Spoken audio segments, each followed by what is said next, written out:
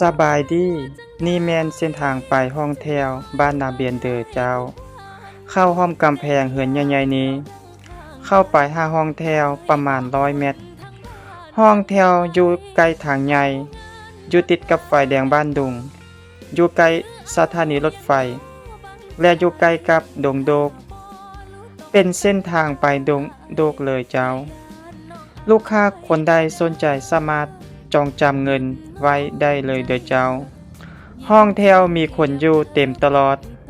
แต่ละมือมีคนมาถามห้องแถวอยู่ทุกมือ